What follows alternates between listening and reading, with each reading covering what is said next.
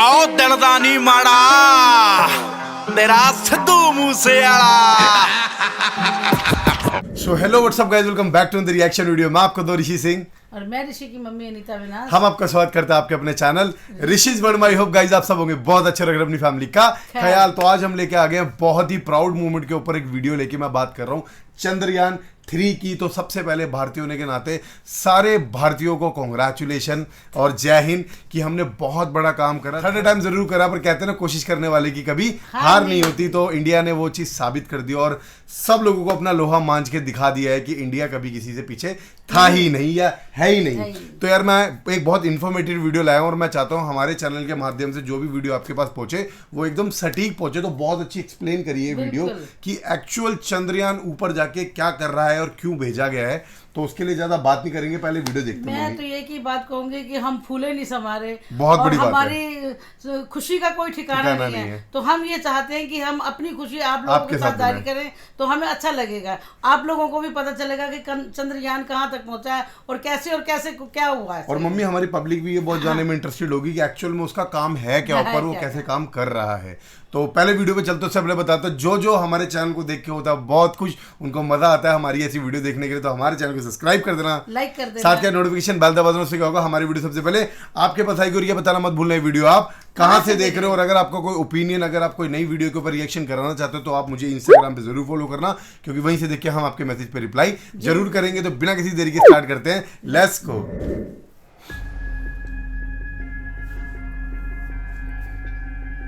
क्या बात है। जी हाँ, आप अपने स्क्रीन पे देख प्राउड सकते मोमेंट, हैं lander module. People are applauding. इन लोगों की मेहनत है भाई, सबकी। वाओ। आदरणीय प्रधानमंत्री ji, sir, we have achieved soft landing on the moon.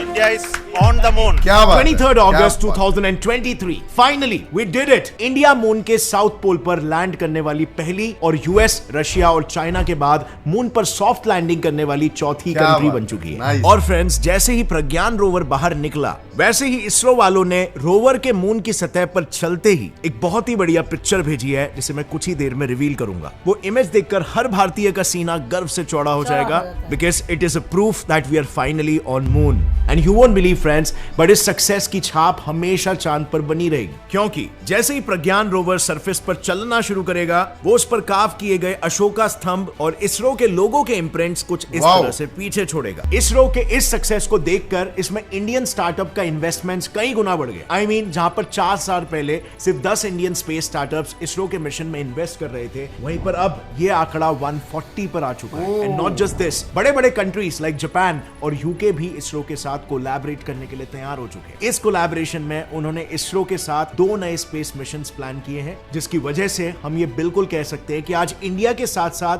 बाकी सभी कंट्रीज को भी इसरो पर पूरा भरोसा है। और ये भरोसा था कि इंडिया पहली वो कंट्री बनने वाली है जो साउथ पोल पर सॉफ्ट लैंडिंग करने में सफल होगी। बट वेट फ्रेंड्स, ये सिनेरियो 4 दिन पहले ऐसा बिल्कुल भी नहीं था। You know what? 4 दिन पहले तक रशिया का लूना 25 मिशन इंडिया के चंद्रयान 3 को कांटे की टक्कर दे रहा था। दरअसल 11 अगस्त 2023 को रशिया ने अपने लूनर मिशन लूना 25 को लॉन्च किया था, जिसे अनलाइक चंद्रयान 3 बिना पृथ्वी के अराउंड 5 बार ऑर्बिट किए डायरेक्टली लॉन्चिंग से सीधा मून के ऑर्बिट में दाखिल करवाया गया। और रशियन साइंटिस्टों के कैलकुलेशंस के अनुसार लूना 25 चंद्रयान 3 के 2 दिन पहले मून के साउथ पोल पर लैंड करने वाला था। बट अनफॉर्चुनेटली 19 अगस्त को अपनी आखिरी डीबूस्टिंग फेज के दौरान लूना 25 पर हद से ज्यादा थ्रस्ट लगाने की वजह से वो एक्सपेक्टेड ट्रैजेक्टरी से डिविएट हो गया और सीधा मून से टकराकर क्रैश हो गया। और इसी के साथ उनका ये मिशन वहीं पर खत्म हो गया। लेकिन इसरो के साथ साथ नासा के साइंटिस्ट को यह पक्का भरोसा था कि ऐसा हादसा चंद्रयान 3 के साथ होने के चांसेस काफी कम है। और ऐसा इसीलिए क्योंकि उन सभी को यह पता था कि रशिया की तरह हड़बड़ाहट में स्पेस में अपनी पावर दिखाने के लिए इंडिया ने यह मिशन को लॉन्च नहीं किया, बल्कि चंद्रयान 2 के फेलियर के पीछे जिन जिन वजहों का हाथ था उन सबको समझकर सॉल्व करके चंद्रयान 3 को लॉन्च किया गया है काम एंड कंपोज्ड मैनर में। सिंपली स्पीकिंग, इसरो ने इस बार फुल प्रूफ प्लानिंग की थी, जिससे कि सक्सेस के चांसेस इस मिशन में बिल्कुल हाई हो। जब भी इसरो ऐसे स्पेस मिशंस करता है या इंडिया टेक्नोलॉजी में आगे बढ़ता है तो हम सभी भारतीयों का गर्व से सीना चौड़ा हो जाता है। लेकिन आज के तारीख तारीख में भी बहुत ही कम भारतीयों में असल में एक वैज्ञानिक दृष्टिकोण है। विज्ञान एक ऐसा माइंडसेट है जो किसी भी भारतीय की और पूरे भारत की तकदीर बदल के रख सकता है, लेकिन कितने कम लोग हैं जो इसमें असल में रुचि रखते हैं, इस दृष्टिकोण को अपना के अपने लाइफ के प्रॉब्लम सोल्यूशन में मदद लेते हैं। Well, very less, because Bharat में इन जनरल साइंटिफिक टेम्परामेंट नहीं है और इसी चीज को हम मिलकर बदलना चाहते हैं फ्रेंड्स, और इसीलिए हम सब साइंस लवर्स मिलकर एक मिशन पूरा करने के लिए निकल पड़े हैं, मिशन साइंटिफिक भारत। इस मिशन के बारे में डिटेल में मैं आपको वीडियो के एंड में बताऊंगा, but for now let's continue with the topic. Full proof planning का सबसे इंपॉर्टेंट स्टेप था टेस्टिंग, जहां मिशन के सभी इंस्ट्रूमेंट्स को उनके वर्किंग कंडीशंस के हिसाब से अलग अलग लेवल्स पर टेस्ट किया गया था। और इसमें सबसे पहले इसरो के साइंटिस्टों ने विक्रम लैंडर में फिट किए गए सभी सेंसर्स और नेविगेशन सिस्टम सेपरेटली टेस्ट किए थे, जिसे कोल्ड टेस्टिंग भी कहते हैं। इस टेस्ट का मेजर मोटिव था उनकी टेम्परेचर कैपेसिटी को चेक करना, यानी कि कोल्ड टेम्परेचर्स में वो ठीक से काम कर रहे हैं कि नहीं, क्योंकि जैसे कि हम जानते हैं चांद की सतह पर कोई भी एटमॉस्फेयर ना होने की वजह से, साथ में उसके साउथ पोल पर सूरज की किरणें ना पड़ने की वजह से वहां का एवरेज तापमान -13 डिग्री सेल्सियस है, और इसीलिए इतना कोल्ड टेम्परेचर होने पर सेंसर्स की हाईएस्ट वर्किंग एफिशिएंसी इंश्योर करने के लिए उन्होंने इससे भी 5 डिग्री कम यानी कि -18 डिग्री सेल्सियस पर उन्हें टेस्ट किया था। इन सभी सेंसर्स में सबसे इंपॉर्टेंट सेंसर्स थे LPDC, LDV और LHDAC, क्योंकि ये सभी सेंसर्स लैंडर की पोजीशन, वेलोसिटी और उसके रास्ते में आने वाले ऑब्स्टेकल्स को डिटेक्ट करने का काम करते हैं। अब नॉर्मली इन लेजर सेंसर्स को एक थर्मल वैक्यूम चेंबर में टेस्ट किया जाता है, जहां पर लिक्विड नाइट्रोजन और लिक्विड हीलियम की मदद से स्पेस के ठंडे तापमान को रेप्लिकेट करने की कोशिश की जाती है। बट एज यू सी, ये काफी हैवी बजट प्रोसेस है, सो इसरो ने चंद्रयान 3 के केस में इसे बजट फ्रेंडली बनाने के लिए हेलीकॉप्टर्स की मदद ली थी। यू वोंट बिलीव, बट उन्होंने सभी सेंसर्स को हेलीकॉप्टर में लोड किया और हाई ऑल्टीट्यूड्स पर लेकर गए, जहां तापमान नेचुरली ही -18 डिग्री सेल्सियस होता है। वहां से सेंसर्स की सिग्नल भेजने और रिसीव करने की कैपेसिटी और लेटेंसी, यानी कि सिग्नल्स कितना लेट ट्रैवल करते हैं, इन सभी पैरामीटर्स को अच्छे से चेक किया गया। इसके बाद उन्होंने लैंडर को पावर देने वाले थ्रस्टर्स को टेस्ट किया, क्योंकि सॉफ्ट लैंडिंग के लिए लैंडर की स्पीड 6000 km/h से 0 तक लानी पड़ती है, और वो काम सिर्फ और सिर्फ थ्रस्टर्स ही करते हैं। सो बेसिकली विक्रम लैंडर में 2 टाइप्स के थ्रस्टर्स यूज किए गए। पहला लैम, जो लैंडर को कंटीन्यूअस थ्रस्ट प्रोवाइड करता है। इसके लिए इसमें 2 लिक्विड फ्यूल्स है, हाइड्रोजीन और नाइट्रोजन टेट्रोक्साइड, जो मिक्स होकर एनर्जी प्रोड्यूस करते हैं एंड थ्रस्ट प्रोवाइड करेंगे। दूसरे टाइप के थ्रस्टर्स हैं जिन्हें कहते हैं रिएक्टिव कंट्रोल थ्रस्टर्स यानी RCT, जो लैंडर की रोटेशनल वेलोसिटी और डायरेक्शन चेंज करने का काम करते हैं। तो देखो बेसिकली ना, ये RCTs लैंडर के स्टीयरिंग व्हील्स के जैसे काम करते हैं। इन 4 थ्रस्टर्स को इंटरवल पर इग्नाइट किया जाता है, जिससे लैंडर की पोजीशंस कंट्रोल करके उसे ऑर्बिट में रखना आसान हो जाता है। सपोज फॉर एग्जांपल, अगर लैंडर को लेफ्ट साइड में मोड़ना है तो राइट साइड के थ्रस्टर को इग्नाइट किया जाएगा, जिससे लैंडर लेफ्ट की ओर झुकेगा, so on and so forth. So उन्होंने इन दोनों भी थ्रस्टर्स के मैकेनिज्म की जांच पड़ताल की, ताकि सॉफ्ट लैंडिंग के चांसेस एकदम बढ़ जाए। पर इन थ्रस्टर्स के साथ साथ सॉफ्ट लैंडिंग एक और पार्ट पर निर्भर करती है, जिसमें अगर जरा सी भी गड़बड़ हुई तो आखिरी पल में पूरा का पूरा लैंडर चकनाचूर हो सकता है, और वो है लैंडर के लेग्स। और इसके लिए इसरो के साइंटिस्टों ने मून के सरफेस को रेप्लिकेट करके एक टेस्ट बेड बनाया था, और उस पर लैंडर के लेग्स पर काफी सारे स्ट्रेस टेस्ट परफॉर्म किए। और इन्हीं सब टेस्टिंग के सक्सेसफुल रिजल्ट्स को देखते हुए इसरो के साइंटिस्टों को पूरा विश्वास था कि चंद्रयान 3 100% सक्सेसफुल होगा, और वही हुआ भी। उनकी फुल प्रूफ प्लानिंग सक्सेसफुल रही। उनके प्लान के अकॉर्डिंग जैसे ही लैंडर मून के ऑर्बिट में सरफेस से 745 किलोमीटर ऊपर आया, उसने सबसे पहले मून के सरफेस को स्कैन किया और एक परफेक्ट लैंडिंग स्पॉट को डिसाइड किया। जैसे ही एक लैंडिंग स्पॉट डिसाइड हुआ, लैंडर ने 1.6 किलोमीटर पर सेकंड की स्पीड से सरफेस से 30 किलोमीटर तक डिसेंड किया। यहां पर उसके सभी इंजन्स इग्नाइट हुए और लैंडर धीरे धीरे करके मून की सरफेस के करीब ट्रैवल कर लिया। इसी दौरान लैंडर के RCT थ्रस्टर्स ने लैंडर को लैंडिंग स्पॉट पर लैंड करने के लिए सही डायरेक्शन में अलाइन किया। मून सरफेस से 7.5 किलोमीटर की दूरी पर फिर एक बार लैंडर पर लगे कैमरास और सेंसर्स ने यह इंश्योर किया कि everything is ready for the big moment. और फिर जैसे ही उन्हें सब कुछ सही होने का सिग्नल मिला, लैंडर ने फिर से एक बार मून के सरफेस की ओर अपनी जर्नी फुल कॉन्फिडेंस के साथ शुरू कर दी। और फिर जैसे ही वो सरफेस से महज 800 से 1300 मीटर दूर था, उसमें लगे कैमरास ने सतह की पिक्चर लेना शुरू किया, सेंसर्स ने डेटा कलेक्ट किया और ऑन बोर्ड कंप्यूटर्स ने इन डेटा को प्रोसेस करके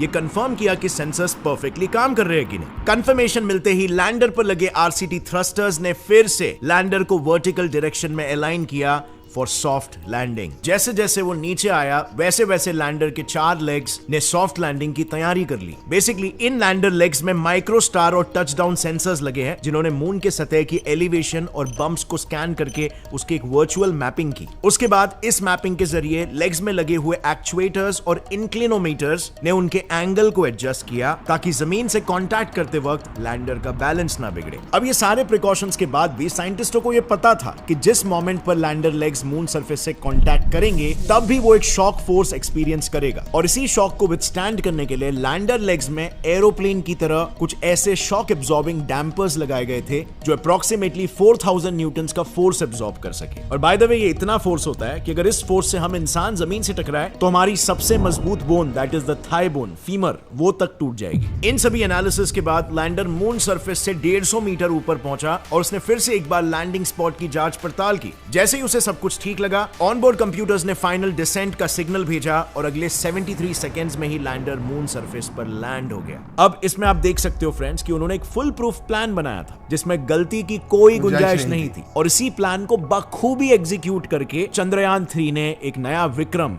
अपने नाम कर लिया। अब लैंडिंग के कुछ 4 घंटे बाद लैंडर से एक रैंप के जरिए प्रज्ञान रोवर डिसेंड हुआ जिसकी पहली इमेज पृथ्वी पर आ भी चुकी है। ये है वो image and it's mind blowing. अब इसके बाद उसने सबसे पहले रिसीव ट्रांसमिट एंटेना की मदद से लैंडर के साथ कम्युनिकेशन एस्टैब्लिश किया सो दैट लैंडर रोवर की इंफॉर्मेशन पृथ्वी तक पहुंचा सके। अब ये एंटेना किसी नॉर्मल टीवी के डिश की तरह ही सिग्नल सेंड और रिसीव कर सकता है but there is a catch. इस कम्युनिकेशन के लिए उसे हमेशा लैंडर से 500 मीटर के रेडियस में ही रहना होगा और अगर वो ये थ्रू आउट मेंटेन कर लेता है this would be the start of the actual mission जो है मून के सरफेस की केमिकल टेस्टिंग। अब इसमें फ्रेंड्स उसकी मदद 2 इंस्ट्रूमेंट्स करने वाले अल्फा पार्टिकल एक्सरे स्पेक्ट्रोमीटर और लेजर इंड्यूस ब्रेकडाउन स्पेक्ट्रोस्कोपी। इनमें से LIBS मून के सॉइल में पड़े केमिकल कंपोनेंट्स को एक्साइट करेगा। इससे उन केमिकल्स में से अलग अलग waves like alpha waves and X-rays निकलेंगे जिन्हें रोवर पर लगे APXS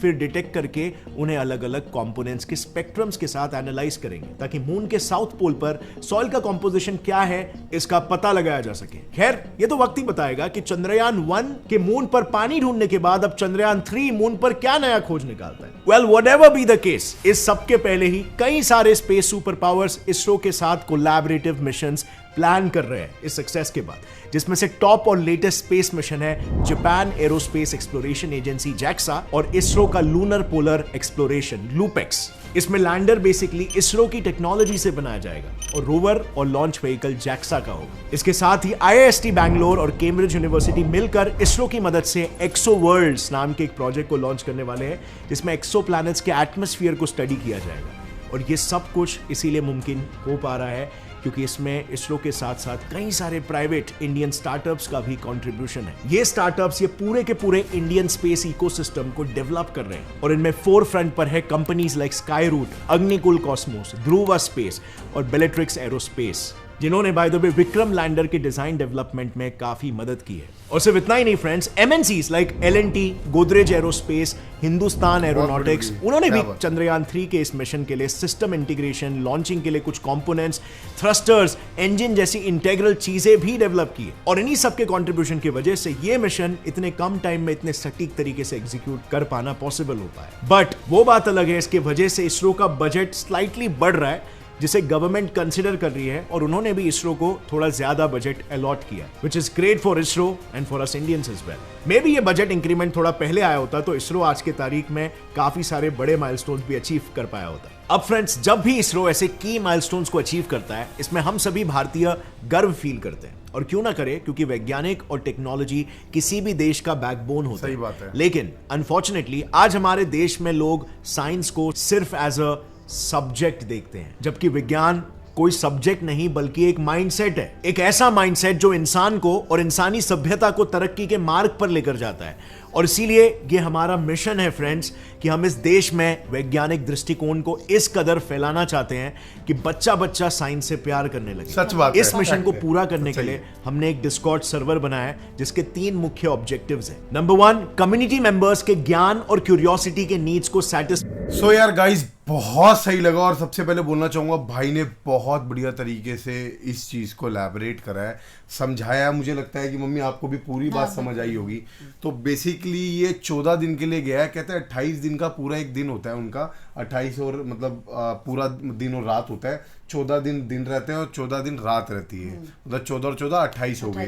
तो ये बेसिकली 14 दिन के काम करेगा, 14 दिन के बाद ये काम नहीं करेगा। बट इसके ऊपर ये रिसर्च में है कि क्या ये माइनस के टेम्परेचर में जाने के बाद 14 दिन के बाद अगर ये वर्क करेगा तो ये हमेशा वहाँ पे रह के हमारे को कुछ ना कुछ सिग्नल देता रहेगा। और 14 दिन में वो इतनी सारी टेक्नोलॉजी बता देगा, इतनी सारी चीज़ें सर्च कर लेगा, जो इंडिया के लिए बहुत बेनिफिट वाली बात है। बहुत प्राउड वाली बात है कि वी आर ए इंडियन, और इतना बड़ा गोल अचीव करना कोई मामूली बात नहीं है। तो आई एम वेरी प्राउड कि आई एम इंडियन, और ये चीज़ मैं अपनी आंखों से देख सका तो मुझे लगता है कि मैं बहुत खुश नसीब हूँ यार। मैं तो इतने कहूँगा। मैं तो एक ही बात कहूँगी, हम गर्व से कहते हैं कि हम हिंदुस्तानी हैं, सच्चाई है। और हमारे वैज्ञानिक जो है, हमारे वैज्ञानिक ब्रिलियंट है, किसी से कम नहीं है, और हमेशा आगे आगे बढ़ना चाहते हैं। और आज तक हम चांद तक पहुंच गया। कहते हैं चांद, कहते हैं चंदा मामा दूर के, अब दूर के नहीं अब टूर के हो गए। हम लोग जाएंगे, हम लोग भी जाएंगे। जिसकी पावर होगी वो जाएगा, चंद्र मामा से मिल के आएगा। और चंदा मामा की मैं तो क्या बात बताऊं, कि मैं तो यही बात कहूंगी, झंडे पे चांद होना बहुत बड़ी बात नहीं है, चांद पे झंडा होना बहुत बड़ी बात है।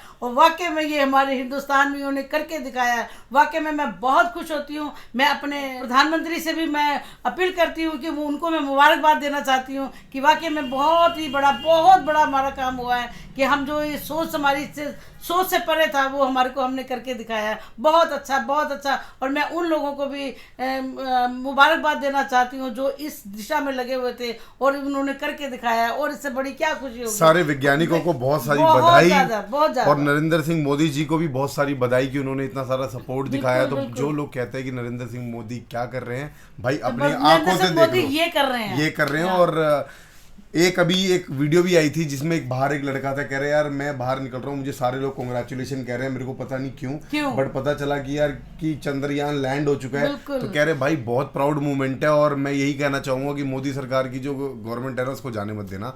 तो अभी ये एजेंडा कुछ और है, बस मैं यही कहूंगा आप प्राउड फील कर सकते हो और खुल के कह सकते हो चंद्रयान मून तक जा चुका है। और गर्व से हम सब कहेंगे जय हिंद। आई होप आपको ये वीडियो अच्छी लगी होगी, इन्फॉर्मेटिव लगी होगी। तो आप हमारे चैनल को सब्सक्राइब कर देना, लाइक कर साथ क्या नोटिफिकेशन बेल दबा देना, उससे क्या होगा हमारी वीडियो सबसे पहले आपके पास आएगी। और ये बताना मत भूलना ये वीडियो आप कहां से देख रहे हो। ऐसी इन्फॉर्मेटिव वीडियो देखने के लिए आप मुझे इंस्टाग्राम पे भी फॉलो कर सकते हो, उससे क्या होगा हम उस वीडियो पे रिएक्शन जरूर करेंगे। तो मिलते हैं नेक्स्ट वीडियो में, तब तक के लिए बाय बाय।